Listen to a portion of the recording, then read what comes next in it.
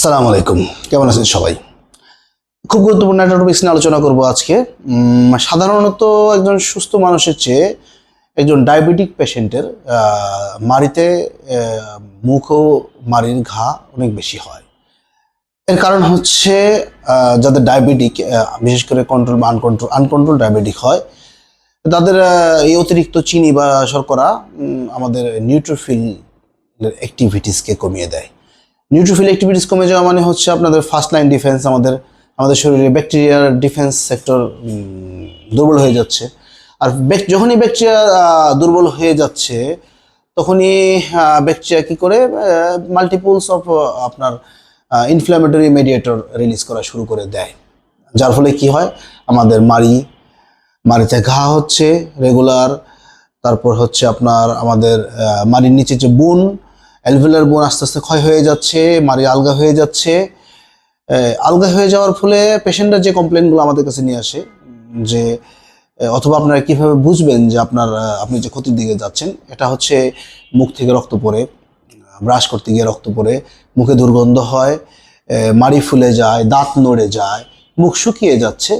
তখন অনেক পেশেন্ট আমাদের কাছে আসে, অনেক পেশেন্ট তো বুঝতেই পারে না যে কতটা ক্ষতির দিকে ওনারা যাচ্ছেন। একসময় দেখা যায় যে সুস্থ মানুষ, বয়স খুব কম, বা ডায়াবেটিক আক্রান্ত, আনকন্ট্রোল ডায়াবেটিক, প্রচুর চিনি জাতীয় খাবার খায়, শর্করা জাতীয় খাবার খাচ্ছে, এবং তার দাঁত নাই মুখে। কিছুদিন আগে একজন পেশেন্ট আসছেন, ওনার বয়স 50+, অলমোস্ট 50 কাছাকাছি বা 50+ হবে। ওনার মুখে দেখি কোনো দাঁতই নেই, অলমোস্ট 1-2টা দাঁত আছে। অবাক করার ব্যাপার এই আর কি, কারণ ওনার আনকন্ট্রোল ডায়াবেটিক। সো অবশ্যই আমাদেরকে এগুলো খেয়াল রাখতে হবে। আর আনকন্ট্রোল আরেকটা সমস্যা হচ্ছে ঘা হলে ঘা শুকাতে চায় না।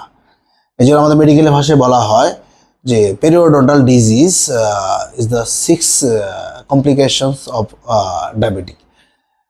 এই কারণেই যে পেরিওডন্টাল ডিজিজে মানে দুই দিক দিয়ে ডায়াবেটিক রোগীর ক্ষেত্রে হচ্ছে দ্বিমুখী ছুরির মতো কাজ করে। এক হচ্ছে ডায়াবেটিকের কারণে মাড়িতে ঘা হচ্ছে, আবার মাড়িতে ঘায়ের কারণেও আবার ডায়াবেটিকের মানে অ্যাক্টিভিটিস ত্বরান্বিত হচ্ছে, ব্যাকটেরিয়া আরো বেশি বেশি বংশ বিস্তার করতে পারতেছে। ওই যে আমরা গ্রামে যে ধানের চারা রোপণ করি, সেটা ওই সিড বেডের মতো অবস্থা ব্যাপারটা। সো অবশ্যই আমাদেরকে এখান থেকে একটা পরিত্রাণ পাওয়া দরকার। কি করবেন সেক্ষেত্রে?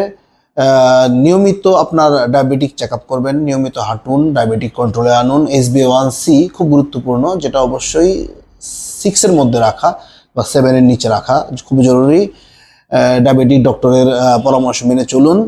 আমাদের ডেন্টালের ক্ষেত্রে কি করবেন? অবশ্যই নিকটস্থ BDS ডেন্টাল সার্জনের কাছে যান 6 মাস পর।